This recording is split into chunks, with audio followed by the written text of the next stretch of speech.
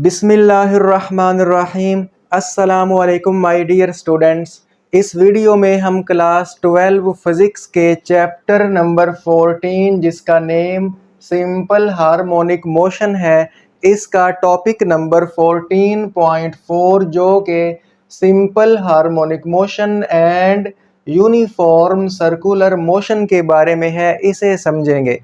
Students, ये topic आपके board exam में एज अ लॉन्ग क्वेश्चन के तौर पर पूछा जा सकता है। तो मैं पहले आपको बता दूं कि अगर ये टॉपिक आपके बोर्ड एग्ज़ाम में लॉन्ग क्वेश्चन के तौर पे आया तो इसकी स्टेटमेंट क्या होगी।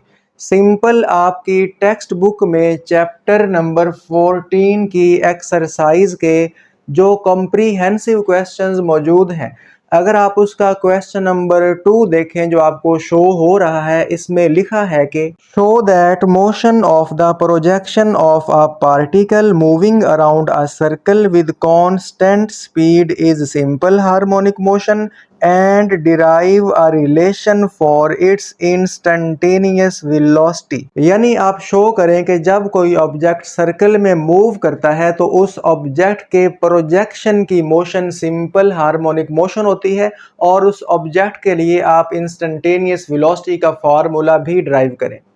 तो स्टूडेंट्स, अगर ये लॉन्ग क्वेश्चन पेपर में आया तो इसे अटेम्प्ट कैसे करना है, इस बारे में आपको परेशान होने की ज़रूरत नहीं है, क्योंकि इस वीडियो में यहाँ पर वाइट बोर्ड पर मैं आपको ये वाला टॉपिक यानी ये वाला लॉन्ग क्वेश्चन बिल्कुल वैसे सॉल्व करके दूंगा, उतनी ही थ्योरी लिखूंगा, उतने ही मैथमेटिकल स्टेप्स करके दूंगा जिस तरीके से आपने इसे बोर्ड एग्ज़ाम में अटेम्प्ट करके फुल मार्क्स लेने हैं। तो इसीलिए आपने इस वीडियो को एंड तक ज़रूर देखना है ताकि आप इस टॉपिक को अच्छे से समझ पाएँ और इसका कॉन्सेप्ट क्लियर कर पाएँ। तो आइए स्टूडेंट्स, हम टॉपिक को स्टार्ट करते हैं। देखें, टॉपिक का नेम है simple harmonic motion and uniform circular motion. दो वर्ड्स हैं। सिंपल हार्मोनिक मोशन क्या होती है, हम इससे पिछली दो वीडियोस के अंदर इसको डिस्कस करके आ चुके हैं और हमने दो ऑब्जेक्ट्स की मोशन, मैस स्प्रिंग सिस्टम की मोशन और सिंपल पेंडुलम की मोशन को सिंपल हार्मोनिक मोशन प्रूव किया पिछली दो वीडियोस में। तो मैं आपको शॉर्ट फॉर्म में बता दूं, सिंपल हार्मोनिक मोशन बेसिकली किसी भी ऑब्जेक्ट की वाइब्रेटरी मोशन ही होती है, ऑसिलेटरी मोशन ही होती है, जिसमें ऑब्जेक्ट अपनी मेन पोजीशन के टू एंड फ्रो मूव करता है, जैसे सिंपल पेंडुलम है या मैस स्प्रिंग सिस्टम है। लेकिन इसमें कंडीशन ये है कि ऑब्जेक्ट का एक्सेलरेशन डिस्प्लेसमेंट के डायरेक्टली प्रोपोर्शनल हो और एक्सेलरेशन की direction towards the mean position हो। ठीक है, ये सिंपल हार्मोनिक मोशन का फार्मूला है या उसकी इक्वेशन है। क्या इक्वेशन है देखिएगा, सिंपल हार्मोनिक मोशन में जो एक्सेलरेशन जिसको हम ए के साथ शो करेंगे, ये डायरेक्टली प्रोपोर्शनल हो किसके, एक्स के। एक्स क्या है, डिस्प्लेसमेंट, और माइनस साइन ये शो करता है कि एक्सेलरेशन जो है वो टुवर्ड्स द मेन पोजीशन होता है। तो ये मैंने ब्रैकेट के अंदर सिंपल हार्मोनिक मोशन को मैथमेटिकली एक्सप्रेस किया, और अगर हमें किसी भी ऑब्जेक्ट की मोशन को सिंपल हार्मोनिक मोशन प्रूव करना हो तो हमें इस फार्मूला को लाना पड़ता है। हमने पिछली दोनों वीडियोस में मैस स्प्रिंग सिस्टम के लिए भी इस फार्मूला को ड्राइव किया, सिंपल पेंडुलम के लिए भी इस फार्मूला को ड्राइव किया, तो प्रूव हो गया था कि मैस स्प्रिंग सिस्टम और सिंपल पेंडुलम की मोशन सिंपल हार्मोनिक मोशन होती है। तो यहां पर भी हमने यही करना है, एक ऑब्जेक्ट लेना है, उसको सर्कल में मूव करवाना है, उस ऑब्जेक्ट का जो शैडो है उसकी मोशन को सिंपल हार्मोनिक मोशन प्रूव करने के लिए ये वाला फार्मूला हमें ड्राइव करना पड़ेगा। तो स्टूडेंट्स, इसकी थोड़ी सी थ्योरी है, बड़ी ध्यान के साथ समझनी है। ठीक है, मैं कोशिश करूंगा कि जितना आसान तरीके से हो सकता है आपको ये सारा का सारा टॉपिक समझाऊं। इसमें देखिएगा, पहले इसका इंट्रोडक्शन है, ये आपकी बुक से कॉपी की गई सारी की सारी लाइंस और थ्योरी है कि in order to get an insight into simple harmonic motion, अगर हम सिंपल हार्मोनिक मोशन को मजीद गहराई के अंदर पढ़ना चाहते हैं, समझना चाहते हैं, we will correlate it with uniform circular motion, तो हमें यूनिफॉर्म सर्कुलर मोशन के साथ इसे रिलेट करना पड़ेगा। यानी कि सिंपल हार्मोनिक मोशन का जो रिलेशन है, जो ताल्लुक है, वो सर्कुलर मोशन के साथ, इसको भी समझना पड़ेगा। अच्छा, इसके लिए हम क्या करेंगे वो मैं आपको यहाँ पे सारा एक्सपेरिमेंटल अरेंजमेंट समझाने वाला हूँ और दिखाऊंगा भी। इट इज़ ऑब्जर्व डैट, ये मुशाहिदा किया गया है, ये देखा गया है और मैं आपको दिखाऊंगा। When a particle moves in a circular path, जब एक पार्टिकल सर्कुलर पाथ में मूव करता है तो इट्स प्रोजेक्शन, उसका जो साया है, प्रोजेक्शन स्टूडेंट्स किसको बोलते हैं? शैडो को। On the diameter of the circle execute simple harmonic motion, यानी जब एक ऑब्जेक्ट सर्कल में मूव करेगा, बात को याद रखना, जब एक ऑब्जेक्ट सर्कल में मूव करेगा तो उस ऑब्जेक्ट का जो प्रोजेक्शन है, जो साया है, अगर हम उस पे फोकस करेंगे, उसको सिर्फ देखेंगे, तो वो हमें ऐसे लगेगा जैसे वो सिंपल हार्मोनिक मोशन यानी ऑसिलेटरी मोशन परफॉर्म कर रहा है। कैसे? तो आइए अब इसके लिए एक्सपेरिमेंटल अरेंजमेंट को समझते हैं। ये आपकी बुक के अंदर डायग्राम बनी है, पहले डायग्राम समझिए, डायग्राम समझ आ गई तो थ्योरी भी समझ आ जाएगी और आगे वाली चीज़ें भी आसान होती जाएंगी। अब स्टूडेंट्स, डायग्राम में हमारे पास ये एक टर्न टेबल है, यानी एक गोल टेबल है जिसके नीचे लेट करी मोटर लगी हुई है और इसको हम घुमा भी सकते हैं, और इस टेबल के ऊपर हमने एक बॉल, एक गेंद को जो है वो फिक्स किया हुआ है, यानी जब टेबल घूमेगा तो बॉल जो है वो मूव करके इससे गिरेगी नहीं बल्कि अपनी जगह पे रहेगी। तो ये एक टर्न टेबल है और इसके ऊपर एक बॉल ये पड़ी हुई है, और ये जो है ये एक स्क्रीन है या लेट करें दीवार है जिस पे इस बॉल का साया बनेगा। ठीक है, जैसे जैसे ये बॉल मूव करेगी तो इसका साया भी यहाँ पे मूव करेगा, उस साये को हम देख सकते हैं। अब साया तब बनता है जब इस बॉल पे रोशनी पड़ रही हो, तो ये जो मैंने एरो लगाए हैं ये है लाइट फ्रॉम प्रोजेक्टर। लाइट आ रही है इस टर्न टेबल की ऊपर, जो बॉल है इस पे पड़ रही है, और बॉल का जो साया है इस स्क्रीन पे बन रहा है। अब स्टूडेंट्स हम क्या करेंगे, इस टर्न टेबल को रोटेट करवाएंगे। क्या करेंगे? रोटेट करवाएंगे। तो जैसे इसको रोटेट करवाएंगे ना, तो आप देखेंगे कि ये जो बॉल है इसका साया यहाँ पे था, जैसे ये रोटेट करके यहाँ पे जाएगा तो इसका साया ऐसे। अब जैसे जैसे ये बॉल ऐसे रोटेट करके यहाँ पे जाएगी तो इसका साया इस तरफ मूव करना शुरू करेगा।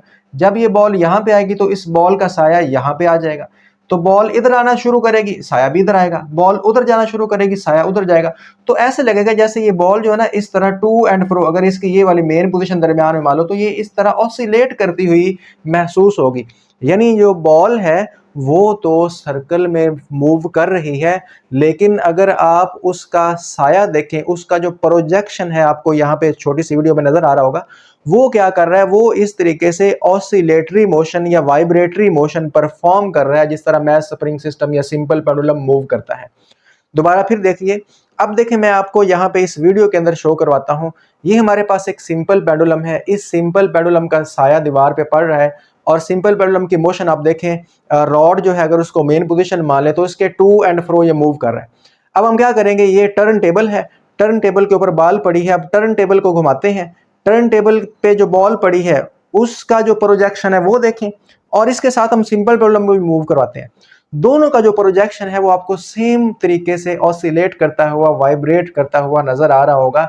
हालांकि जो बॉल है वो तो सर्कल में मूव कर रही है, लेकिन उसका साया बिल्कुल वैसे ही परफॉर्म कर रहा है, वैसे ही मूव कर रहा है जिस तरीके से आपको सिंपल पेंडुलम की to and fro motion show हो रही है। तो इसका मतलब ये है कि जब बॉडी सर्कल में मूव करता है ना, तो उसका जो शेडो है वो बिल्कुल वैसे ही सिंपल हार्मोनिक मोशन परफॉर्म करता है, जिस तरीके से आपने देखा कि सिंपल पेंडुलम जो है वो simple harmonic motion, to and fro vibratory motion perform कर रहा है।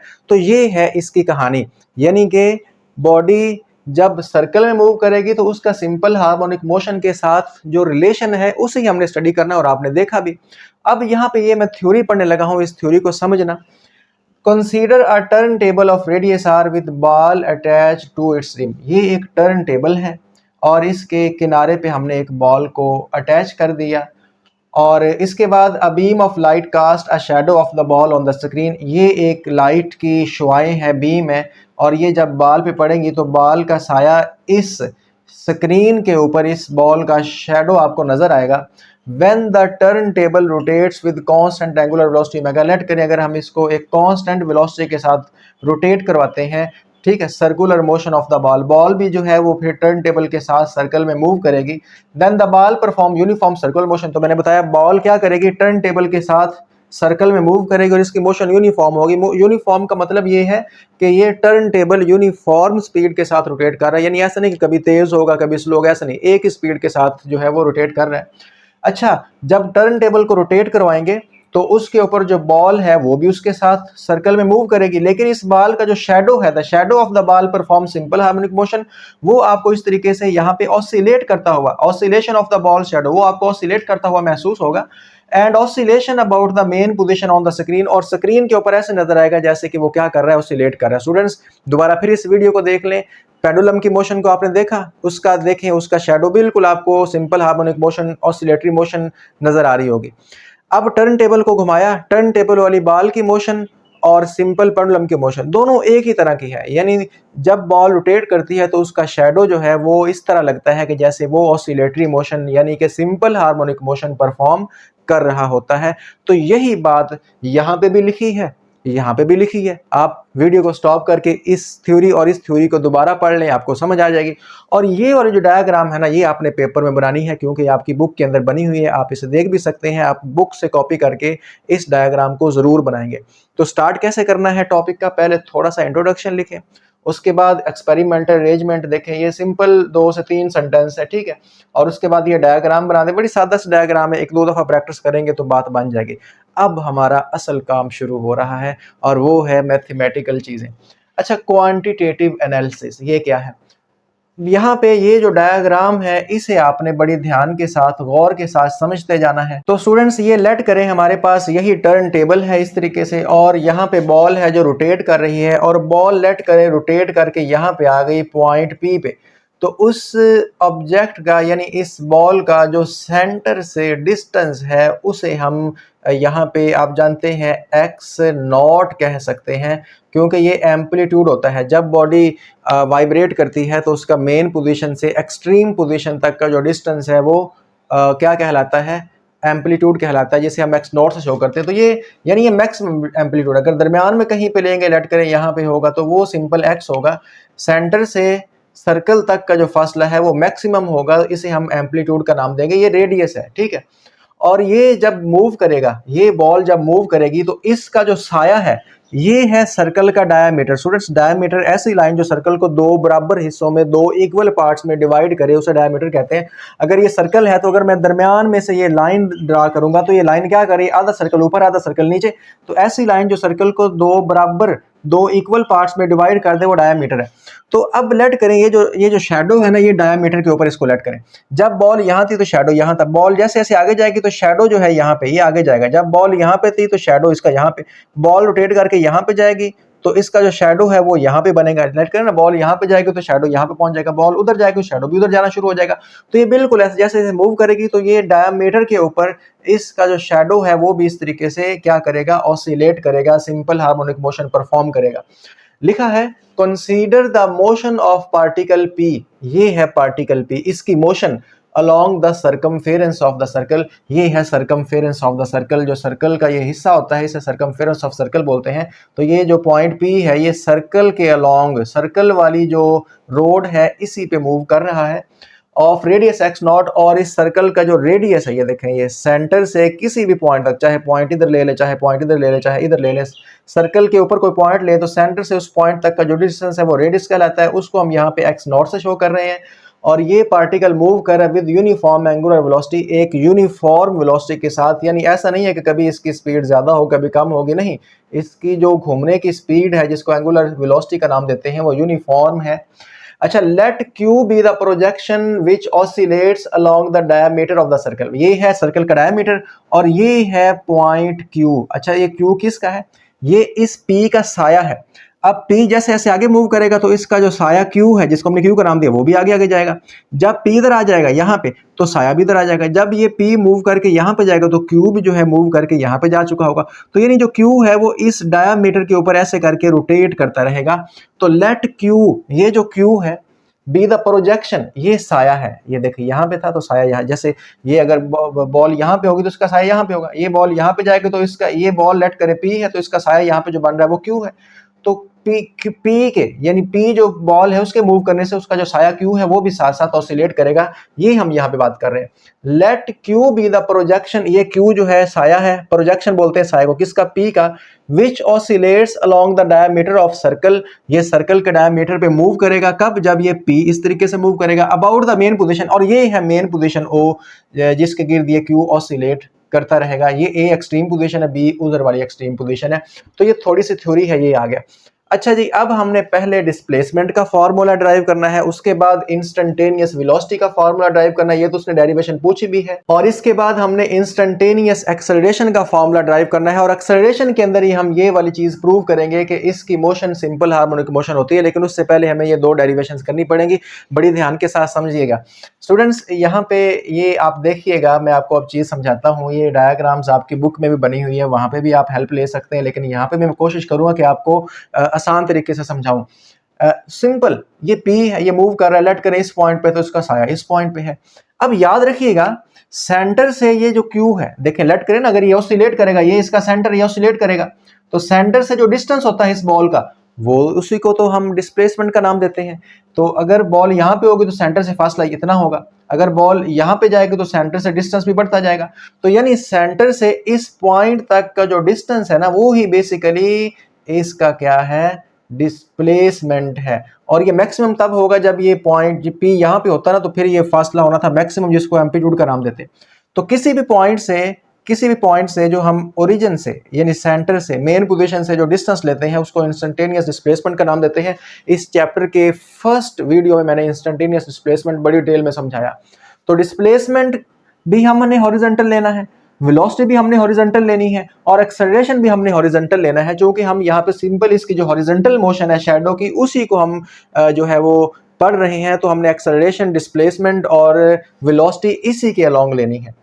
अच्छा, अब इंस्टेंटेनियस डिस्प्लेसमेंट का मैं फॉर्मूला आपको ड्राइव करवाने वाला हूँ। तो लिखा है पहले के डिस्प्लेसमेंट होता क्या है, इट इज द डिस्टेंस। भाई डिस्प्लेसमेंट फासला है किसका, of the projection of particle. ये जो पार्टिकल जा रहा है ना, इसका ये जो प्रोजेक्शन बन रहा है, यहाँ पे क्यू पे इसका साया बन रहा है, ये जो इस साये का जो फासला है, कहाँ से, फ्रॉम मेन पोजीशन। ये मेन पोजीशन से, ये देखे ना, ये मेन पोजीशन है, तो मेन पोजीशन से इस पॉइंट तक का, मेन पोजीशन से इस पॉइंट तक का जो ये डिस्टेंस है, इसी को हम इंस्टेंटेनियस डिस्प्लेसमेंट बोलते हैं। अगर ये P यहाँ पे आएगा तो इसका फिर साया यहाँ बनेगा, तो फिर ये इंस्टेंटेनियस डिस्प्लेसमेंट इतना बनेगा। अगर P यहाँ पे होता है, यहाँ पे, तो इसका साया यहाँ पे होता, तो सेंटर से इसके पॉइंट का जो प्रोजेक्शन है, साया है, उसका मेन पोजीशन, ये O मेन पोजीशन है, मेन पोजीशन से इस P का साया जहां पे बन रहा है वहां तक का फासला ले लें, वहां तक का डिस्टेंस ले लें, वो इंस्टेंटेनियस डिस्प्लेसमेंट है। तो मैंने यहाँ पे शो भी कर दिया, ये इंस्टेंटेनियस डिस्प्लेसमेंट बना भी दिया। अब स्टूडेंट्स, आपको ये एक ट्रायंगल नजर आ रही होगी, यहाँ पे OQP है ना, एक ट्रायंगल बन रही है ना, ये देखें, ये ट्रायंगल बन रही है। अब हमने क्या करना है, इस ट्रायंगल के ऊपर हमने फॉर्मूला ऐसा लगाना है कि जिसमें हमारी ये दो साइड्स कवर हों। अब देखें, अगर ये ट्रायंगल देखूं तो इसमें ये परपेंडिकुलर है, ये वाला थीटा के सामने वाला, देखें यहाँ पे एंगल 90 बन रही है, परपेंडिकुलर, ये हाइपोटेनस और ये बेस। तो हमारे पास हाइपोटेनस और बेस है, तो ऐसा फॉर्मूला जिसमें हाइपोटेनस और बेस आए वो तो cos थीटा होता है, जो कि sin थीटा होता है परपेंडिकुलर ओवर हाइपोटेनस। तो उसमें तो परपेंडिकुलर आता है, परपेंडिकुलर हमारे पास नहीं है। और tan में होता है परपेंडिकुलर ओवर बेस, तो tan भी परपेंडिकुलर आता है। तो बेस और हाइपोटेनस किस में आते हैं, cos थीटा में। तो हम यहाँ पे कौन सा फॉर्मूला लगाएंगे, cos थीटा। तो मैं लिखता हूं कि cos theta is equal to, cos theta क्या होता है, cos थीटा होता है बेस ओवर हाइपोटेनस। ये अगर ये ट्राइंगल है, देखें ये है जी ट्राइंगल, यहाँ पे मैं थोड़ी सी बना देता हूँ, ये O है, ये P है, ये Q है, ये थीटा एंगल है, तो ये बनेगा परपेंडिकुलर। ठीक है, ये हमारे पास बनेगा परपेंडिकुलर।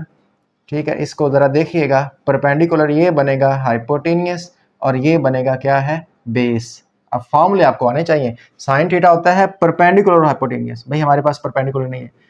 और cos थीटा होता है बेस और हाइपोटेनस, तो हम cos लगा रहे हैं, बेस और हाइपोटेनस। बेस क्या है, OQ, और हाइपोटेनस क्या है, OP। तो लगाएंगे यहाँ पे OQ, मैं लिखता हूँ OQ ओवर OP। ठीक है, ये लाइंस है, तो यहाँ पे इसके ऊपर यहाँ पे ऐसे करके आपकी बुक में भी लगा हुआ है। अब इनकी वैल्यू पुट कर दें। अच्छा जी, cos थीटा, सर वैल्यू क्या है, तो वैल्यू आपके सामने लिखी हुई है, देखें O से लेकर Q तक ये तो x है, तो इसको मैं यहाँ पे x पुट कर देता हूँ, ओवर O से Q तक, O से Q तक क्या था, x पुट कर दिया। नीचे क्या है, O से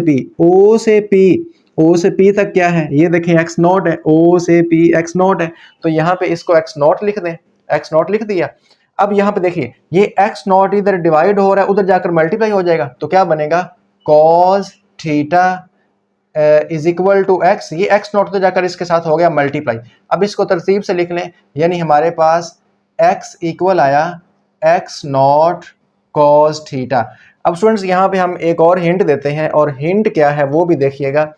हिंट ये है, हम जानते हैं कि हमारे पास थीटा इक्वल होता है ओमेगा टी। सर कैसे आया? तो भाई आपने पढ़ा हुआ है 11th क्लास के चैप्टर नंबर 3 के स्टार्ट में कि एंगुलर वेलोसिटी होती है angular displacement over time. Rate of change in angular displacement is called angular velocity. Omega is equal to theta over T. तो थीटा इधर रखें, टी उधर जाकर मल्टीप्लाई हो जाएगा, तो theta is equal to omega T आएगा। तो मैंने यहाँ पे लिख दिया, ये इसका फॉर्मूला। अब थीटा की जगह पे ये पुट कर दें तो ये बनेगा x is equal to, x क्या है जी? इंस्टेंटेनियस डिस्प्लेसमेंट है। तो x is equal to x naught cos theta की जगह पे ओमेगा टी लगा दें, तो लीजिए हमारे पास सिंपल हार्मोनिक मोशन के लिए जो डिस्प्लेसमेंट का फार्मूला है वो हमने यहाँ पे ड्राइव कर लिया। तो ये है स्टूडेंट्स फार्मूला किसका? इंस्टेंटेनियस डिस्प्लेसमेंट का। This equation gives the instantaneous displacement of point q which executing simple harmonic motion. ये जो q पॉइंट है इस तरीके से वाइब्रेट कर रहा है इस बॉल के मूव करने से, तो ये जो q है इसका डिस्प्लेसमेंट हम इस फार्मूला से फाइंड कर सकते हैं। तो ये आपकी बुक के अंदर डिस्प्लेसमेंट को फाइंड किया हुआ है। उम्मीद करता हूं मैं आपको अच्छे से समझा पाया हूँगा। अब स्टूडेंट्स जो हम इंस्टेंटेनियस वेलोसिटी फाइंड करने जा रहे हैं, ये आपको बड़ी ध्यान के साथ समझनी पड़ेगी, इम्पोर्टेंट है। अच्छा जी, इंस्टेंटेनियस वेलोसिटी क्या है? तो वो भी यही है, देखिएगा इंस्टेंटेनियस वेलोसिटी। अब स्टूडेंट्स जब कोई ऑब्जेक्ट सर्कल में मूव करता है तो उसकी वेलोसिटी की डायरेक्शन किस तरफ होती है? Along the tangent. तो हमें क्या करना पड़ेगा? यही डायग्राम मैंने यहाँ पे बनाई, बस जो P है ना, देखें वेलोसिटी होती है अलोंग द टेंजेंट, तो इसके लिए मैंने यहाँ पे ये जो है P यहाँ पे ये बना लिया। तो ये किसको शो कर रहा है? वेलोसिटी। और भाई वेलोसिटी किसकी? पॉइंट P की, तो VP, यानी ये जो पॉइंट P पे बॉडी की वेलोसिटी है अलोंग द टेंजेंट होगी, तो ये है। अच्छा, ये जो नीचे वाला हमने बनाया था ना, इसको वैसे बनाता हूँ, ये O था, है ना, ये हमारे पास O था, तो इसको O लिख दिया। सेंटर वाला जो पॉइंट है इसे हमने O ही लिखना है। चले, ये नहीं चल रहा, इसको चलाते हैं, ये O है। और इसके अलावा ये वाला पॉइंट जो है ये Q था, यहाँ पे एंगल थीटा था। अब इस पॉइंट पे जो वेलोसिटी है बेसिकली उसी को हमने V का नाम देना है अलोंग द हॉरिजॉन्टल। चूंकि बॉडी इस तरफ जा रहा है तो ये होगी हमारे पास वेलोसिटी। देखिए ये मूव कर रहा है ना, तो अब ये पॉइंट जैसे जैसे इधर जाएगा तो ये पॉइंट, इसका जो प्रोजेक्शन है ये भी इधर जाएगा, तो इसके प्रोजेक्शन को ही हम तो पढ़ रहे हैं, तो इसकी प्रोजेक्शन की जो वेलोसिटी है वो V होगी, ये हमने फाइंड करनी है। यानी टेंजेंट के अलोंग वेलोसिटी, और ये ठीक है, ये वाला एंगल थीटा बनेगा कैसे? जिस तरह ये लाइन है ना, तो ये इसके परपेंडिकुलर, और ये एंगल थीटा बनेगा। तो फिर ये कितना बनेगा? स्टूडेंट्स देखें, ये जो दो लाइनें हैं ना, एक ये वाली और एक ये वाली, ये आपस में परपेंडिकुलर हैं। जैसे ये है ना, ये आपस में अगर इसको मैं ऐसे करूँ तो ये परपेंडिकुलर बन जाता है। तो अगर ये नीचे वाला एंगल थीटा है, ये इससे नीचे वाला, तो ऊपर वाला क्या बनेगा? क्योंकि टोटल तो 90 है। अगर ये नीचे वाला थीटा है तो ऊपर वाला बनेगा 90 माइनस थीटा, यानी ये वाला जो एंगल है ये हमारे पास बनेगा 90 डिग्री माइनस थीटा। कैसे बना? क्योंकि यहाँ से यहाँ तक एंगल 90 डिग्री है। तो अगर ये थीटा है तो ये जो लाइन हॉरिजॉन्टल है, ये देख रहे हैं हॉरिजॉन्टल लाइन का इस लाइन के साथ एंगल थीटा है, तो ये भी हॉरिजॉन्टल, इसका भी इसके साथ थीटा होगा। ठीक है, हॉरिजॉन्टल लाइन का इस लाइन के साथ अगर एंगल नीचे थीटा है तो हॉरिजॉन्टल लाइन का इसके साथ एंगल थीटा होगा। तो अगर ये जो लाइन के नीचे है ये थीटा, तो ऊपर कितना होगा? टोटल, यानी यहाँ से यहाँ तक 90 है, तो इसमें से इतना माइनस कर दे, यानी 90 में से ये माइनस कर दे तो ये ऊपर वाला आ जाएगा। अब देखें, अगर ये वेलोसिटी V है, अगर ये वेलोसिटी V है तो VP, तो इसका ये वाला इसका वर्टिकल कंपोनेंट होगा, यानी ये होगा VPY, और ये होगा इसका x कंपोनेंट, यानी VPX, ये होगा इसका x कंपोनेंट। और इसे ही हमने बेसिकली फाइंड करना है। और इस ट्राइंगल में ये जो इतना एंगल बन रहा है, अगर मैं इसको यहाँ पे शो कर दूँ दोबारा से, ये देखें, ये जो एंगल है ये है 90 माइनस थीटा इस ट्राइंगल का। इसको यहाँ पे बनाता हूँ, ये वेलोसिटी VP है, देखिएगा ये वेलोसिटी VP है। इस तरीके से ये जो एंगल है ये बना 90 माइनस थीटा, और यहाँ से हमने इसका वर्टिकल कंपोनेंट भी लिया है, तो ये बना VPX, यानी वेलोसिटी का x कंपोनेंट। और ये बना वी पी वाई, यानी वेलोसिटी का वाई कंपोनेंट। आप कंपोनेंट बनाते हैं, लेट कर कोई वेक्टर है तो एक्स के लॉन्ग उसका एक्स कंपोनेंट, वाई के लॉन्ग उसका वाई कंपोनेंट, सिंपल सी बात है। अच्छा, ये जो डायग्राम है ना, ये डिटेल में आपकी बुक में बनी हुई है, वहां से इसको जरूर देखिएगा। मैंने यहाँ पे भी समझाने की कोशिश की, बस हमने इस ट्राइंगल के ऊपर वर्क करना है।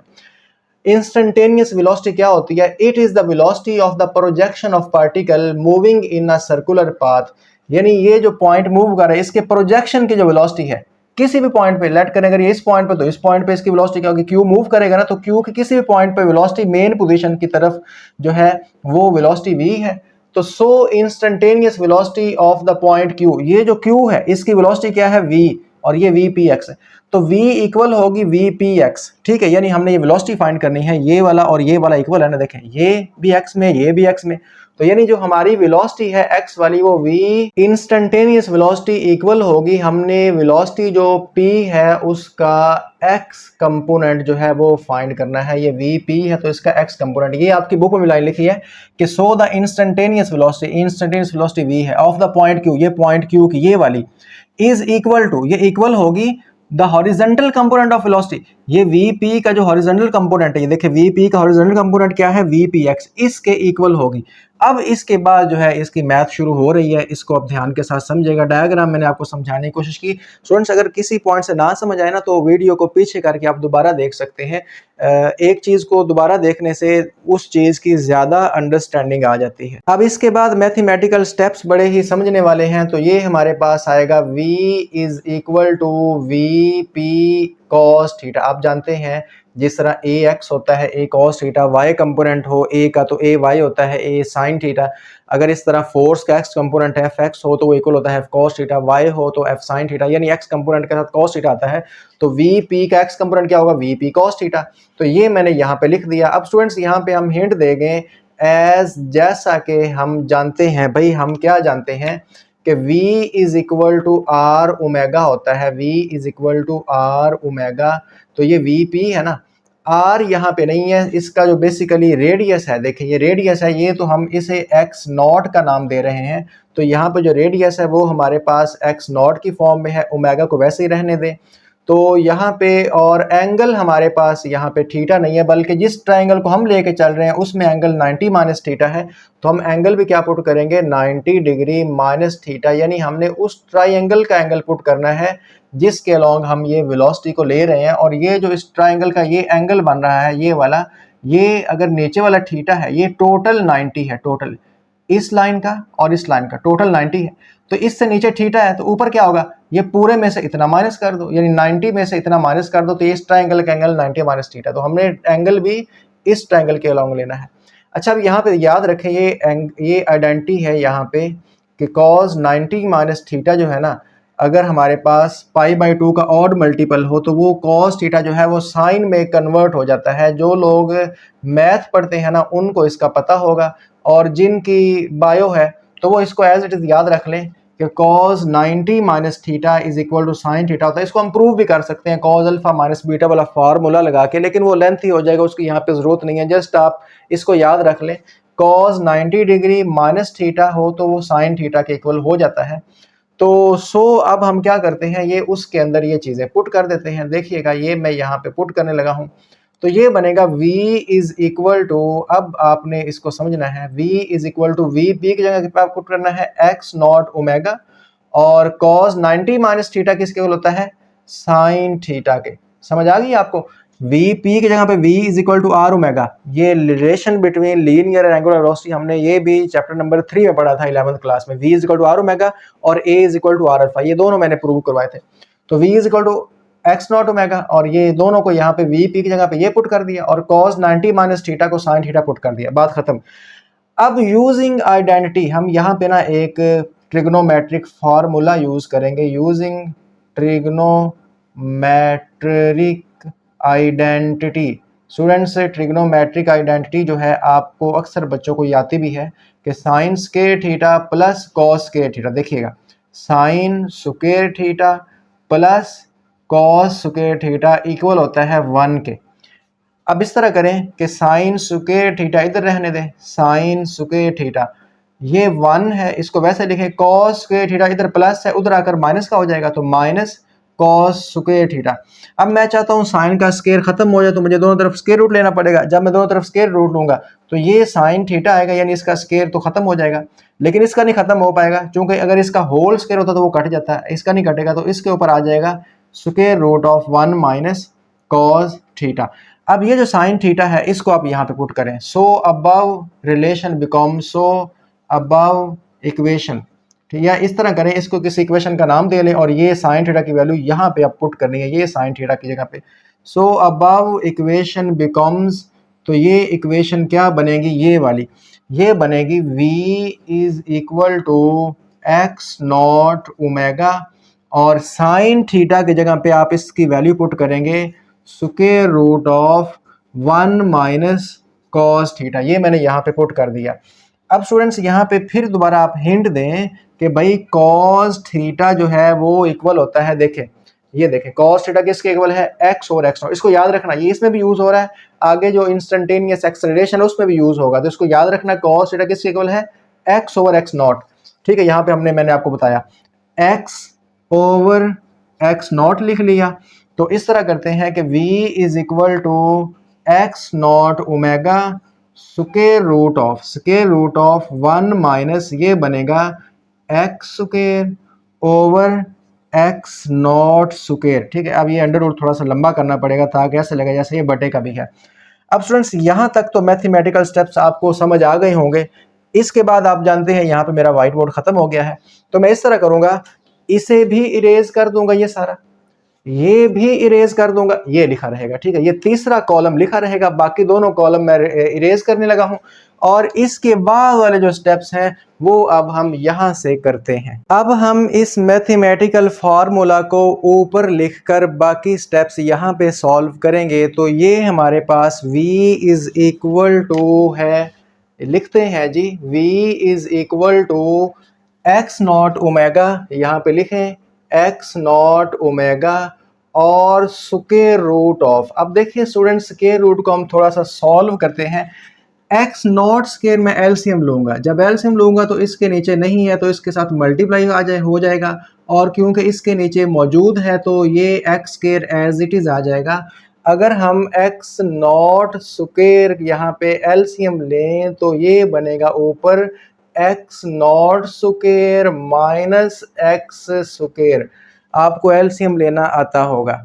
अब इसके बाद इस स्टेप को समझें कि v is equal to x naught omega, वैसे ही लिख लें, ये स्क्वायर रूट ऊपर वाले का अलग कर देते हैं, नीचे वाले का अलग कर देते हैं, तो ये ऐसे ही लिखेंगे square root of x not square minus x square.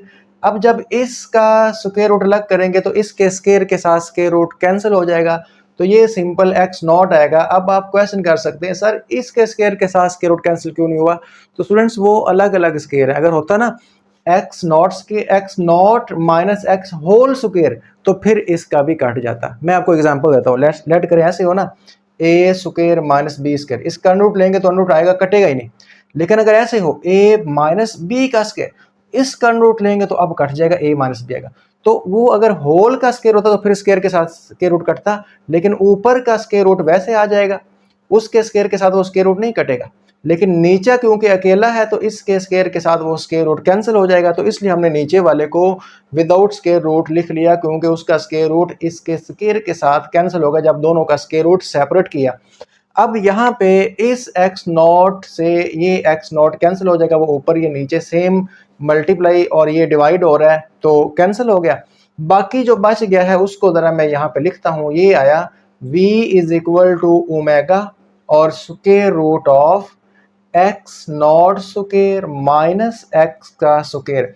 अब मैंने आपको इससे प्रीवियस वीडियो में पढ़ाया था कि हमारे पास मैथ स्प्रिंग सिस्टम वाली जो वीडियो है ना, सिंपल हार्मोनिक मोशन हमने डिफाइन की थी और मैथ स्प्रिंग सिस्टम की मोशन को सिंपल हार्मोनिक मोशन प्रूव किया था। उसमें हमने पढ़ा था कि ओमेगा इक्वल होता है स्क्वायर रूट ऑफ के ओवर एम। ये मैथ स्प्रिंग सिस्टम के लिए ओमेगा के और एम का स्क्वायर रूट होता है, और सिंपल पेंडुलम के लिए ओमेगा होता है g/l का स्क्वायर रूट। तो हम यहाँ पे मैथ स्प्रिंग सिस्टम वाला चले पुट कर देते हैं। तो v is equal to omega की जगह पे आप पुट कर दें k/m, और ये स्क्वायर रूट में वैसे का वैसे आ जाएगा x not square minus x square. अब दोनों का स्क्वायर रूट अलग अलग आप इकट्ठा भी कर सकते हैं। तो v इज इक्वल टू बड़ा सारा स्क्वायर रूट लगाएं और इसके अंदर k/m भी लिख लीजिए, और ये आएगा x not square minus x square. तो मैंने दोनों इकट्ठा कर लिया, ये दोनों मल्टीप्लाई हो रहे हैं तो ऐसे लिख दिया। तो ये है जी हमारे पास इंस्टेंटेनियस वेलोसिटी का फॉर्मूला, जो हमने यहाँ से शुरू किया, डायग्राम बनाई और यहाँ पे ख़त्म हुआ। 2 पॉइंट यहाँ पे हम लिखेंगे, वेरी इंपॉर्टेंट पॉइंट्स। तो यहाँ पे चले मैंने 2 पॉइंट्स बना लिए। पहला पॉइंट ये है कि एट मेन पोजीशन, स्टूडेंट्स हम डिस्टेंस हमेशा मेन पोजीशन से लेते हैं कि बॉडी मेन पोजीशन से कितनी दूर है। जितनी दूर होगी उतना उसका डिस्प्लेसमेंट ज़्यादा होगा। अगर बॉडी मेन पोजीशन पे होगी तो फिर उसका डिस्प्लेसमेंट भी ज़ीरो लिया जाएगा। कैसे देखें, जैसे ये पॉइंट Q है तो इसका डिस्प्लेसमेंट इतना है, जैसे जैसे Q मेन पोजीशन की तरफ आएगा x कम होता जाएगा। जब Q मेन पोजीशन पे आ जाएगा तो x ज़ीरो हो जाएगा। तो मेन पोजीशन से फर्स्ट ले जाता है। बॉडी अगर मेन पोजीशन पे हो तो डिस्टेंस ज़ीरो। ठीक है, डिस्टेंस कब लेते हैं, जब हम मेन पोजीशन से बॉडी को थोड़ा दूर ले जाकर डिस्प्लेस करवाते हैं तो वो डिस्टेंस x होता है। लेकिन अगर दूर ले जाए ना बॉडी हो मेन पोजीशन पे तो x ज़ीरो। तो जब x ज़ीरो होता है तो then the velocity is maximum, तो फिर वेलोसिटी मैक्सिमम होती है। अब स्टूडेंट्स आप क्वेश्चन कर सकते हैं कि सर वेलोसिटी मैक्सिमम कैसे आई, तो मैं आपको बताता हूं, लेकिन एक पॉइंट और लिख लूं वो भी आपको समझाऊंगा। एट एक्सट्रीम पोजीशन, लेकिन जब बॉडी एक्सट्रीम पोजीशन पे होगी, चाहे लेफ्ट एक्सट्रीम पोजीशन हो चाहे राइट वाली एक्सट्रीम पोजीशन, आप जानते हैं एक्सट्रीम पोजीशन पे जो डिस्टेंस है वो फिर मैक्सिमम होता है, यानी कि वो एक्स नॉट होता है, जिसको हम एम्पलीट्यूड का नाम देते हैं। जब बॉडी बिल्कुल एक्सट्रीम पोजीशन पे होगी तो डिस्टेंस मैक्सिमम होगा, जिसको एम्पलीट्यूड का नाम देंगे एक्स नॉट। जिस तरह ये हमने एक्स नॉट लिया भी हुआ है, ये बिल्कुल किनारे पे है।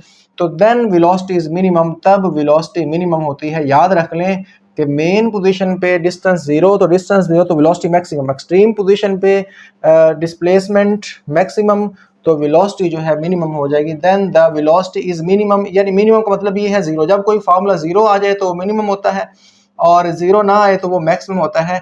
अब यहाँ पे ये कैसे होगा तो वो भी मैं आपको समझा देता हूँ। ये जो ऊपर हमने वेलोसिटी का फार्मूला जो है फाइंड किया, ये लिखा हुआ है, इसमें आप x को ज़ीरो पुट करें। स्टूडेंट्स देखें, अगर मैं इसको अगर x को ज़ीरो पुट करूँगा तो चले इसमें पुट कर दें। इस फार्मूला से आप समझ लें, इस फार्मूला से समझना आसान है, ये दोनों सेम ही फार्मूला है ना। अगर मैं x को ज़ीरो पुट करूँगा तो क्या बनेगा, यहाँ पे देखिएगा, यहाँ पे मैं लिख देता हूँ, बनेगा v is equal to x naught omega बनेगा। अब सर ये कैसे बना, तो वो वाला जो फार्मूला जिसमें मैंने टिक लगाई है, अगर मैं उसमें x ज़ीरो पुट कर तो x तो ज़ीरो हो गया, तो सिर्फ क्या बचा, एक्स नॉट का स्क्वायर अंडर रूट। तो अंडर रूट के साथ ये अकेला बचा ना, मान लो कि ये ज़ीरो ये खत्म हो गया तो अंडर रूट के साथ इसका स्क्वायर खत्म हो जाएगा, तो एक्स नॉट और साथ ओमेगा, तो एक्स नॉट हो गया। अब चूंकि डिस्प्लेसमेंट मैक्सिमम है, एक्स नॉट का मतलब मैक्सिमम, तो वेलोसिटी क्या हो गई, मैक्सिमम। लेकिन अगर मैं एक्स की जगह पे एक्स नॉट पुट कर दूं, एक्स की जगह पे x is equal to x naught है ना, तो x की जगह पे एक्स नॉट पुट करें, x को भी एक्स नॉट पुट कर दें, तो ये भी एक्स नॉट का स्क्वायर, ये भी एक्स नॉट का स्क्वायर, ये प्लस में माइनस कट जाएगा ज़ीरो, तो ज़ीरो के साथ कुछ ही मल्टीप्लाई हो ज़ीरो, तो वेलोसिटी क्या आ जाएगी, ज़ीरो। तो जब कोई चीज़ ज़ीरो होती है तो वो क्या होती है, मिनिमम। तो यानी ये वाला फार्मूला हमें बता रहा है कि वेलोसिटी कब मिनिमम होगी कब मैक्सिमम होगी। लेकिन आप इसके फार्मूला तक डेरिवेशन कर सकते हैं, ये 2 पॉइंट्स लिखना चाहें ना लिखना चाहें ये आपकी मर्जी, लेकिन समझाना मेरे लिए फ़र्ज था तो मैंने आपको इसको समझा दिया। अब हम इंस्टेंटेनियस एक्सेलरेशन की तरफ बढ़ रहे हैं। स्टूडेंट्स एक्सेलरेशन क्या होगा, देखिए मैं आपको बता चुका हूँ, ये पॉइंट P है, इसका प्रोजेक्शन ये Q है। तो ये पहले वाली डायग्राम बनी जो हमने इंस्टेंटेनियस डिस्प्लेसमेंट में बनाई थी, ये वही डायग्राम मैंने अभी रेज नहीं की। तो डिस्प्लेसमेंट भी इस तरफ होगा x, वेलोसिटी भी यही हमने फाइंड की, इसको हमने v पुट कर दिया। अब हम यहाँ पे एक्सेलरेशन भी इस तरफ होगा, और ये चूंकि x नॉट है तो आप जानते हैं जब बॉडी सर्कल में मूव करती है तो उसका जो एक्सेलरेशन है वो टुवर्ड्स द सेंटर होता है, जिसको हम सेंट्रीपिटल एक्सेलरेशन का नाम देते हैं, यानी आप इसको AP कह सकते हैं। इस पॉइंट P का जो एक्सेलरेशन है वो टुवर्ड्स द सेंटर होगा। जब भी बॉडी सर्कल में मूव करती है तो उसका acceleration towards the centre, that is called centripetal acceleration. और हमने क्योंकि horizontal acceleration instantaneous acceleration find करना है, यानी इस पॉइंट P पे जो इसका प्रोजेक्शन Q है, इसका जो हमारे पास एक्सेलरेशन है वो हमने फाइंड करना है। देखिए ये लिखा है इंस्टेंटेनियस एक्सेलरेशन जो A है, ये A है, is the acceleration of the projection of particle. ये जो पार्टिकल मूव कर रहा है, इसका जो प्रोजेक्शन, ये साया बना हुआ है यहाँ पे, इसका एक्सेलरेशन है मूविंग इन अ सर्कल। जब ये सर्कल मूव कर रहा है तो इस पॉइंट का, ये जो पॉइंट P का प्रोजेक्शन है Q, इसका जो एक्सेलरेशन है मेन पोजीशन से, वही हमारा इंस्टेंटेनियस एक्सेलरेशन है और इसी को हमने फाइंड करना है। और ये आपकी बुक की लाइन है, so acceleration of projection Q, ये इसका जो प्रोजेक्शन है, ये जो एक्सेलरेशन A है, ये एक्सेलरेशन क्या है A, वो बोलता है ये एक्सेलरेशन A जो है इज इक्वल टू, ये इक्वल होगा हॉरिजॉन्टल कंपोनेंट ऑफ AP। अगर ये हमारे पास A है तो ये इसका हॉरिजॉन्टल कंपोनेंट है, तो AP का जो हॉरिजॉन्टल कंपोनेंट है वो क्या होगा, APX होगा। देखें ये सेम काम हमने यहाँ पे किया, वेलोसिटी इक्वल थी, वेलोसिटी पॉइंट P का हॉरिजॉन्टल कंपोनेंट, बस आपने V की जगह पे A लिख दें तो वो बन जाता है, V की जगह पे A लिख दें, यहाँ पे V की जगह पे A लिख दें, नीचे P और X वैसे लिख दें, तो सेम आगाज सेम स्टार्टिंग, यहाँ पे V का फार्मूला और यहाँ पे एक्सेलरेशन का सेम एज इट इज, उसके बाद भी सेम है। देखें एक्सेलरेशन A आप जानते हैं कि यहाँ पे X कंपोनेंट के साथ cos थीटा आता है, तो AP वैसे लिख लें, X मतलब cos थीटा, अगर APY होता तो फिर AP sin थीटा आता। हॉरिजॉन्टल कंपोनेंट के साथ cos थीटा आता है, वर्टिकल कंपोनेंट के साथ sin थीटा आता है। अब यहाँ पे हम हिंट देंगे कि सिंस हमारे पास जो AP है बेसिकली ये सेंट्रीपिटल एक्सेलरेशन है, और सेंट्रीपिटल एक्सेलरेशन होता है R ओमेगा स्क्वायर। यहाँ पे R नहीं है, यहाँ पे जो हमारे पास ये जो रेडियस है बेसिकली ये x नॉट की फॉर्म में था, अभी मैंने रेज भी किया, ये x नॉट था, तो यहाँ पे x नॉट लिख ले, साथ माइनस भी लगा दें क्योंकि एक्सेलरेशन टुवर्ड्स द सेंटर है, जिस तरह restoring force towards the centre है तो साथ माइनस लगता है। अब सर ये फार्मूला कैसे, हमें कैसे पता चलेगा कि A is equal to x naught omega square होता है, तो मैं बता देता हूँ। देखिए सेंट्रीपिटल एक्सेलरेशन होता है v square over r। Students देखें F is equal to ma ना, ma, तो F is equal to m वैसे लगाए, A की जगह पुट करेंगे, A क्या है v स्क्वायर ओवर r, तो mv स्क्वायर ओवर r, तो बन गया ना सेंट्रीपिटल फोर्स का formula mv square over r। तो मतलब ये जो A का फार्मूला है v स्क्वायर ओवर r। अब सर ये तो v स्क्वायर ओवर r है, तो इसको ऐसे कैसे पुट किया, देखो आप जानते हो कि v is equal to r omega होता है, तो आप यहाँ पुट करो A is equal to v की जगह पे r ओमेगा पुट करो, तो चूंकि v का स्क्वायर है तो यहाँ पे r स्क्वायर ओमेगा स्क्वायर आएगा ना, v अगर r ओमेगा है तो इसका स्क्वायर, और नीचे क्या है r, तो इस r से एक r कट गया तो a क्या आया r ओमेगा स्क्वायर। देखें a is equal to r omega square, और यहाँ पे हमारे पास जो रेडियस है वो x नॉट है, तो इसलिए हम r को x नॉट लिख लिया, माइनस को लगाया चूंकि इसकी डायरेक्शन टुवर्ड्स द सेंटर है तो बस इसके साथ माइनस भी लगा दिया। तो मैंने आपको बता दिया कि ये आता कैसे है, ये रफ था, सिर्फ समझाने के लिए था। और यहाँ पे एक और हिंट भी देंगे, एंड यहाँ पे लिख लेते हैं एज, जैसा कि ये इसके इक्वल है, और एंड हमारे पास जो cos थीटा है, सर cos थीटा क्या होगा, cos थीटा हमने इंस्टेंटेनियस डिस्प्लेसमेंट में cos थीटा का फार्मूला लगाया था ना, उसी को मैंने यहाँ पे लिखा। देखें cos थीटा क्या था, x ओवर x नॉट, ये x था, ये x नॉट था, तो x ओवर x नॉट। अब ये कैसे आया, तो आप इंस्टेंटेनियस डिस्प्लेसमेंट अभी मैं इससे पीछे समझा के आया हूँ, उसमें हमने यही फार्मूला लगाया था। cos थीटा कैसे आता है, मैंने इंस्टेंटेनियस डिस्प्लेसमेंट में यही तो समझाया था। तो अब आप ये दोनों वैल्यूज इसमें पुट कर दें, सो अबव इक्वेशन बिकम्स, ये जो ऊपर वाली इक्वेशन है ये बनेगी, सर क्या बनेगी, अभी पुट करके देख लेते हैं, भाई मुझे क्या पता। सो अबव इक्वेशन बिकम्स, तो ये A is equal to AP, sir AP जो है उसको आप AP ये पुट करें, क्या पुट करें, minus x naught omega square. AP को मैंने इसकी वैल्यू पुट कर दी, cos थीटा की जगह पे क्या पुट कर दें, x over x naught, x over x naught. अब आप देखिएगा कि x नॉट से x नॉट कैंसिल हो गया, तो ये आया A is equal to minus omega square x। अब स्टूडेंट्स देख रहे हैं ये जो इक्वेशन है ये सेंट्रीपिटल एक्सेलरेशन की ही इक्वेशन है, और यहाँ पे आप जानते हैं ओमेगा कांस्टेंट है, क्यों, क्योंकि यूनिफॉर्म एंगुलर वेलोसिटी से मूव कर रही, यूनिफॉर्म सर्कुलर मोशन है। तो यहाँ पे आप लिख सकते हैं कि as angular velocity is uniform, as angular velocity, ठीक है, क्योंकि बॉडी हम बात करें यूनिफॉर्म मूव करें, angular velocity is uniform. Uniform का मतलब कांस्टेंट, यूनिफॉर्म का मतलब क्या होता है, constant. So acceleration is directly proportional to minus x. अब ये कैसे आया, ये भी आपको समझाना ही पड़ेगा, जारी सी बात है।